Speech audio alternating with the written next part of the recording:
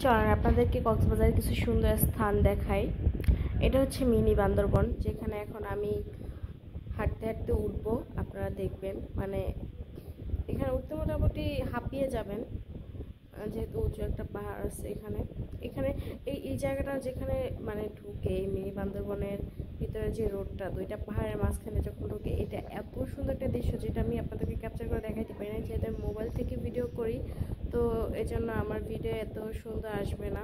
যারা প্রফেশনাল ভাবে ভিডিও করে তাদের ভিডিও অনেক সুন্দর আসে। যাই হোক, এই সুন্দর ভিউ দেখার জন্য এখানে আপনার মানে না উঠে পারবেন না, এত সুন্দর ভিউ উপর থেকে। যাই হোক, এই যে দেখা যাচ্ছে আমি প্রায় কাছাকাছি চলে আসছি। এখান থেকে আপনাদেরকে সেই সুন্দর ভিউটা দেখাবো, যেটা দেখার জন্য আমি এখানে আসি মূলত। আপনারা যারা একদম কলাতলিতে থাকবেন বা কিছু, ওখান থেকে হচ্ছে সিএনজি নিয়ে আপনারা এখানে যেতে পারবেন। সিএনজিতে একটু দরদাম করে নিতে হবে, যেহেতু ওরা টুরিস্ট স্পট ভাড়া বেশি চায়। এই যে দেখেন কি সুন্দর একটা ভিউ। এই ভিউটা দেখলে মানে কি বলবো, আমার মোবাইল থেকে হয়তো আমি আপনাদেরকে ভালোভাবে দেখাতে পারছি না, কিন্তু এটা যারা সরাসরি এসে দেখবেন, মানে কি বলবো, আপনাদের চোখ ফিরবে না এরকম একটা অবস্থা। এখানের ভিউটা এত বেশি সুন্দর, পাহাড় থেকে এত সুন্দর দৃশ্য দেখা যায়। এখানে যে রাস্তাগুলো, মাশাআল্লাহ। আমি পরবর্তীতে আপনাদের জন্য আরও অনেকগুলো এরকম ভিডিও নিয়ে আসবো কক্সবাজারের। আমার চ্যানেলকে অবশ্যই সাবস্ক্রাইব করে রাখবেন এবং লাইক কমেন্ট শেয়ার করবেন। তো এরপর চলে গেলাম হিমছড়িতে। হিমছড়ি ঝর্ণা এবং পাহাড় দেখতে, পাহাড় থেকে সমুদ্র দেখা যায় সেখানে। তো এখানে সিঁড়িগুলো বেয়ে উঠতে উঠতে আমার অবস্থা খুবই খারাপ হয়ে যাচ্ছিল। দেখেন এখানে কি পরিমাণ যে ভিড় থাকে, মানে কি বলবো।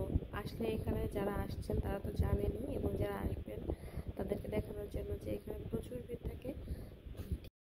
এই তো আমি সিঁড়ি বেয়ে তারপরে উপরে উঠে গেলাম, এবং এখানে আমি কিছু পিকচার তুলতে চাইছিলাম, কিন্তু মানে ভিড়ের জন্য আমি সুন্দর পিকচার নিতে পারি নাই। আমার খুবই কষ্ট লাগছে, যেহেতু এত পরিমাণ ভিড় ছিল। কিন্তু তারপর নিতে পারিনি, এটা ভুল হবে, নিতে পারছি।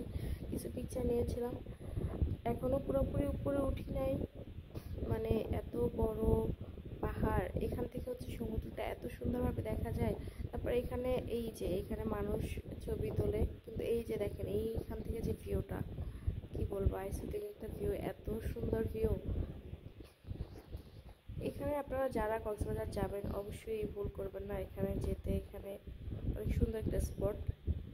এক টিকিটে আপনারা দুইটা স্পট দেখতে পারবেন। এখানে ওই যে উপর থেকে সাগরের ভিউটা এবং যে ঝর্ণাটা, আপনাদেরকে একটু পরে আমি ঝর্ণাটার ভিউ দেখাচ্ছি। তার আগে এখান থেকে ভিউটা দেখেন, পাহাড় থেকে সমুদ্রের ভিউটা অসাধারণ, একদম অসাধারণ। তো এখন আমরা যাব ঝর্ণার উদ্দেশ্যে, ঝর্ণা দেখতে। এখান থেকে এখানে অনেক ভালো। ও আচ্ছা, আপনারা যারা আসেন তারা অবশ্যই জানেন যে এখানে অনেক সুন্দর আচার এবং যে শামুক ঝিনুকের যে সুন্দর সুন্দর জিনিসগুলো পাওয়া যায়। তারপরে পাথরের মানে অনেক সুন্দর সুন্দর জিনিস পাওয়া যায় এখান থেকে, আপনারা নিতে পারেন বাচ্চাদের জন্য। আমি যদিও অনেক কিছু এখানে ট্রাই করছিলাম, তারপরে কিছুই নেই নাই, কারণ আমি তো এখানে সচরাচর আসা যাওয়া করি। এই জন্য আসলে অনেক কিছু বাসায় নেওয়া আছে, এই জন্য নতুন করে আর কিছু নিইনি। জাস্ট ঘুরতে বের হয়েছিলাম। বাসায় মন খারাপ থাকলে, যেহেতু বাসার পাশে সমুদ্র, মানে কার না যেতে ইচ্ছে করে সমুদ্রের পাড়ে মন ভালো করতে। তো এই তো হাঁটতে হাঁটতে যাচ্ছি আমাদের সেই কাঙ্ক্ষিত সমুদ্রের কাছে, এবং প্রায় চলে এসেছি আপনাদের সেই কাঙ্ক্ষিত সমুদ্র দেখাতে, সরি ঝর্ণা দেখাতে। আমার ভুল হয়ে গেছে, আমি ঝর্ণা দেখানোর জন্য যাচ্ছি আপনাদেরকে। তো এখন মানে সেই ঝর্ণাটা দেখবেন, যেখানে মানুষ ভিড় করে এসে দেখার জন্য, ছবি তোলার জন্য। যাই হোক, এখানে একটাই ঝর্ণা।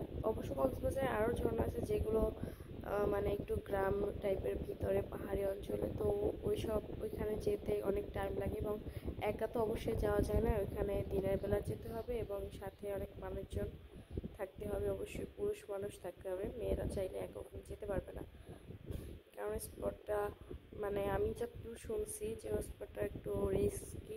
তো এই জন্য আমি কখনো যাইনি ওই এলাকায়। আজকের ভিডিও এই পর্যন্ত, বাই বাই।